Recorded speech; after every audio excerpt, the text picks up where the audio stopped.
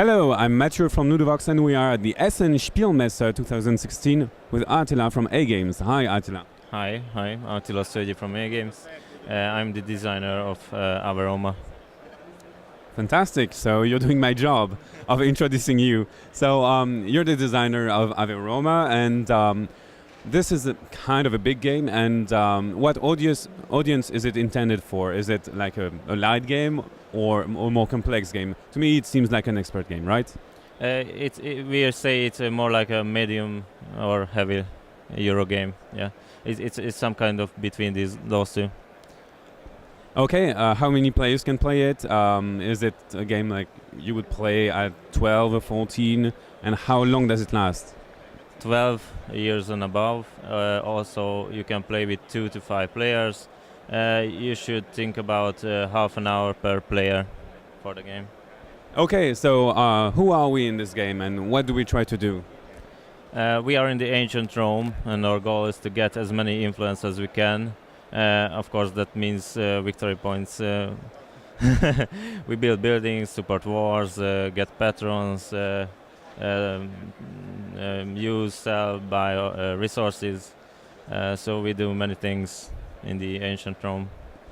Okay, how do we get those victory points? Are there specific avenues to get the victory points? So I see these senators here give victory points, and there I guess that buying cards grants you victory points. Yes, there are many ways. As you mentioned, the patrons can give you endgame scoring for something, for a special thing, or you can buy the buildings or support war cards for instant victory points, or for area influence icons which can be used on an action to get area influence. Also we have political influence.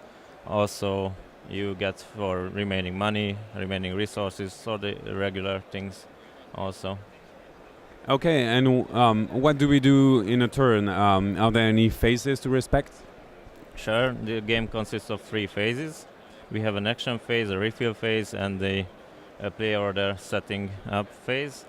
In the action phase you choose one worker, you play the worker on an action, do the action right away, and we do this until we run out of workers or we pass.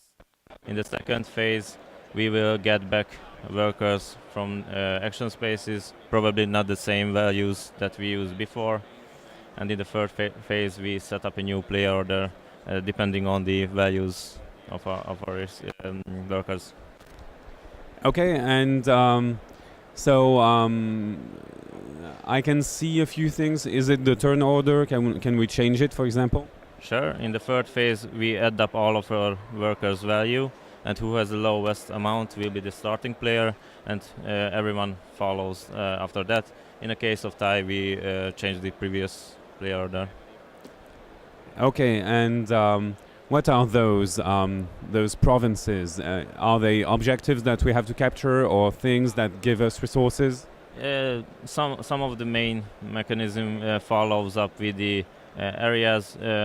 These are used on several actions. For example, you can get resources with the Aedilis action, or less resource on the proprietor action. Also, you can trade on that area. We have set collection on these, so it's a big part in the game, but mainly used for the resource management. Okay, and what are these player boards constituted of? Is it the victory points that we get for the most senators, or is it how does it work? Okay, every player has his or her own board. Here you keep track all of your resources. We have 6 type of basic resources: wood, stone, horse, wheat, ore, and wine. Also, we have a special resource, the surplus, which cannot be bought or sold. You can only get those with extra resources from the basic resources. As you see, you can only store maximum of 3 from a resource, a basic resource. And after that, if you get another or more of that type, you can choose to get surplus, or money. All money values are on your own table. This is the selling and buying values also for these extras. And this is the resource management part. Of course, we have more on the table. So I see that the players are a bit different. So for example, my player sells potteries with 3 gold, and for you it's wood. So it's a bit different, but I guess it's balanced. And what is the surplus for? How do we use it? Um, Mainly, you will use it for supporting wars. Of course, there are many cards that requires surplus, even if it's not a war card.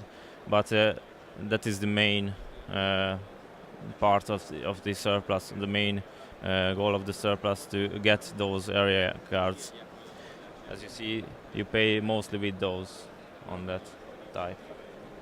So when does the game end? Do you play, say, 6 or 7 rounds and it's over, or is there an end game condition? We have end game condition. We play until we run out of one of these drawing decks.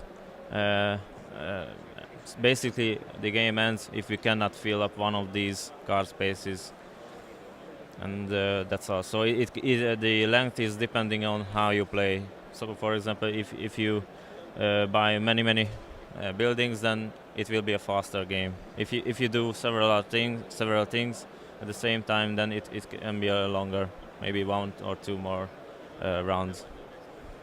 So where did the idea of the game come from? Is it the mechanic that came first? For example, with the surplus, I don't know what came first, or the theme? I like the theme, of course.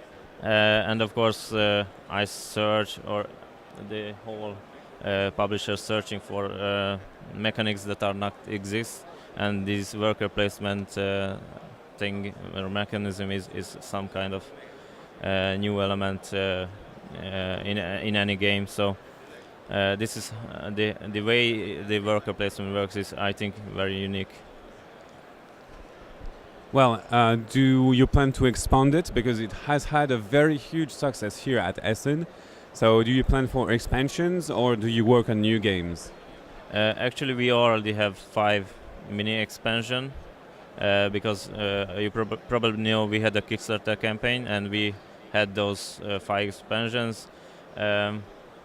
Those are adding more chance to get victory points or more place to send your workers. So I think yet those are the expansions. We don't plan any in the near future. What we have to think about is how big will be our next sprint run. So probably at the beginning of the next year we will have another print run, as this is sold out already. So is there a theme you would like to work on, a specific theme?